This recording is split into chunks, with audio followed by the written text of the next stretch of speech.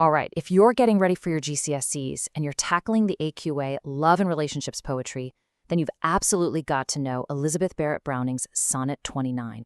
On the surface, it looks pretty straightforward, but trust me, it is packed with emotion. So in this guide, we're going to break it all down. You know that feeling, right? When you can't get someone out of your head, your thoughts are just on a loop, playing over memories, imagining what's next.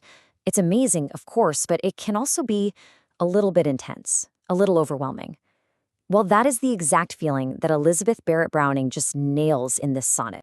So our poet is the incredible Elizabeth Barrett Browning. And in just 14 lines, that's all a sonnet is, she explores this massive idea about the intensity of love and how sometimes our own thoughts can kind of get in the way of it. Okay, let's get into it. Right from the very beginning, you realize this isn't just a simple, gushy love poem. It's actually setting up a problem. The speaker's thoughts about the person she loves are, well, they're getting out of hand. They're becoming all-consuming. And she uses this amazing comparison that runs through the whole poem to show us just how wild things have gotten. The number one thing you need to get your head around to unlock this poem is a technique called an extended metaphor. It's basically where a writer takes one central idea, one comparison, and just keeps weaving it in, line after line.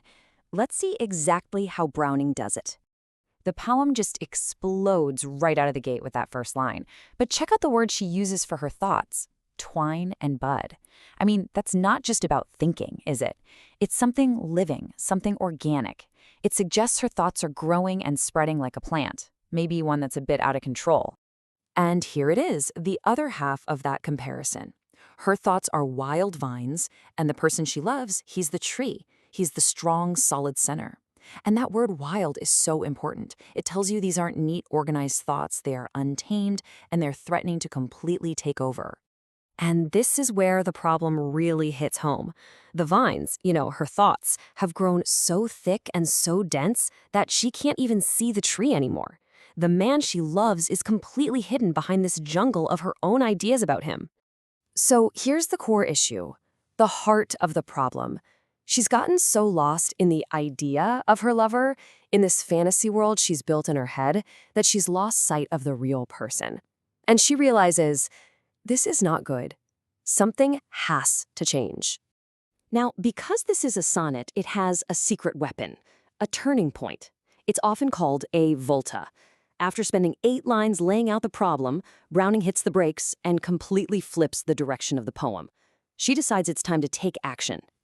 And she does it with this one single powerful word, yet. With that, the whole vibe of the poem shifts. It's a moment of pure defiance. She's putting her foot down and taking back control from these obsessive thoughts. And here's her big declaration. She makes a very clear, conscious choice. The real man, she says, is dearer, better than any imaginary version her mind can cook up. She's choosing reality, the actual person, over the perfect picture in her head. Okay, so if her thoughts are the problem, what's the solution? Well, the rest of the poem is pure action. And let me tell you, this is not a polite request. It's a series of powerful, forceful commands. The solution is actually really direct. He just needs to be there, in person, physically present. You can feel the urgency in that word instantly. She needs him now. She knows that his real physical presence is the only thing powerful enough to smash the illusion her thoughts have created. So she brings back that tree metaphor, but this time it's a call to action. She's commanding him, the tree, to fight back. Rustle, set, bear. She wants him to physically tear down the vines that are her thoughts.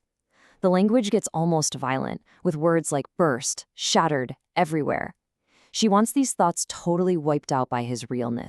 So all of this action, all of this emotion, it's all building towards the poem's absolutely brilliant ending. We've seen the problem, we've had the big turn, and we've got the solution. Now we get the final takeaway, and it's a paradox that neatly sums up her whole point. When he's actually there with her, her experience is suddenly grounded in the real world, in her senses. It's all about the deep joy to see and hear him, to literally breathe the air around him. This is the real, authentic connection she was craving, so different from just being lost in her head. And here it is, the stunning final twist. The poem starts with, "I think of thee," And it ends with the complete opposite. I do not think of thee. It sounds like a contradiction, right? But that's the whole point. It's genius. When he's right there next to her, she doesn't need to think about him anymore. She can just be with him. Reality has won. So as you're revising, this is the big question to keep in mind. What's the relationship between our thoughts about love and the actual reality of it?